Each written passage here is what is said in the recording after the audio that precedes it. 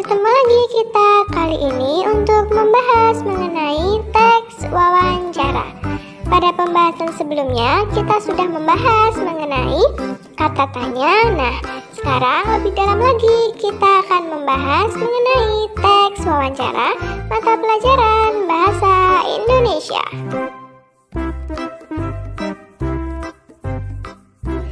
Nah, sekarang ayo perhatikan kegiatan yang kakak-kakak kalian lakukan pada gambar tersebut. Kegiatan pada gambar merupakan kegiatan wawancara. Sekarang Bu Guru mau tanya, apa yang perlu disiapkan sebelum melakukan wawancara? Kemudian apa yang harus ada saat wawancara dan sikap wawancara yang baik itu seperti apa sih? Nah, sekarang kita bahas semua itu pada pembahasan berikut ini. Mengenal teks wawancara. Yang pertama kita akan membahas mengenai ciri-ciri wawancara. Pertama, ada pewawancara dan narasumber. Pewawancara adalah orang yang ingin mendapatkan informasi, sedangkan narasumber adalah orang yang memberikan informasi. Kedua, dilakukan secara tatap muka atau langsung. Dan yang ketiga, dilakukan untuk mengumpulkan fakta dan data. Kemudian, hal-hal yang perlu diperhatikan saat membaca teks wawancara adalah intonasi dan lafal.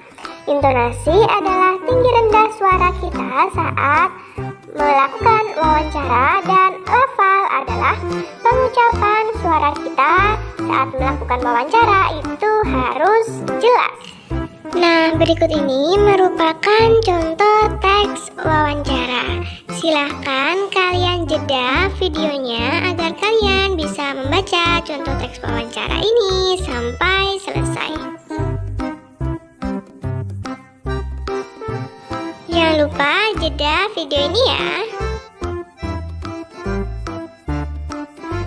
Teks yang terakhir jangan lupa dijeda lagi.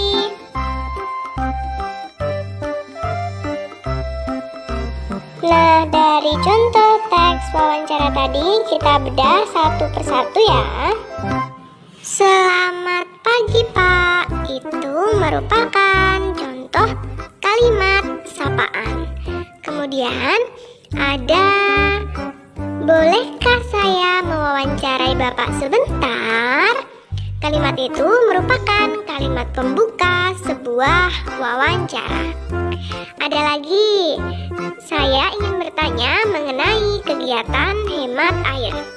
Kalimat tersebut termasuk ke dalam tema sebuah wawancara.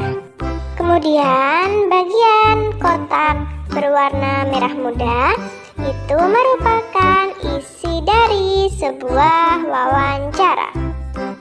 Nah, untuk kalimat pada kotak berwarna ungu berikut merupakan contoh kalimat penutup pada sebuah wawancara.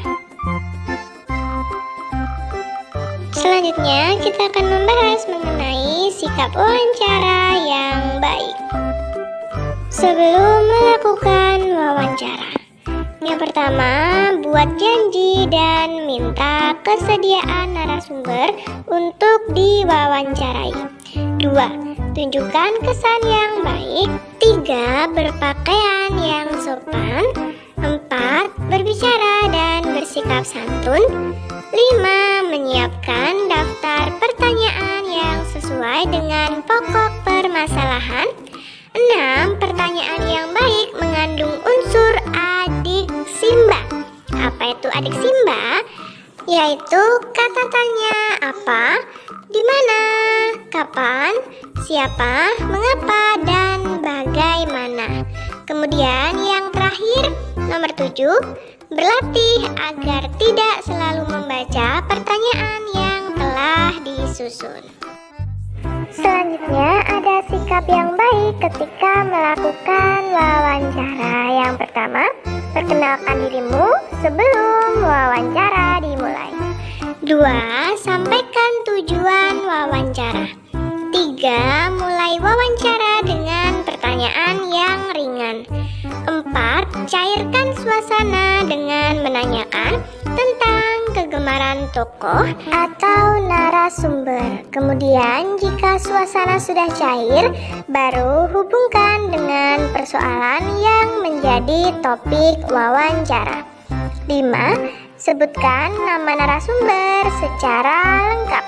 6. Bawa buku catatan, alat tulis, atau alat perekam saat melakukan wawancara. 7.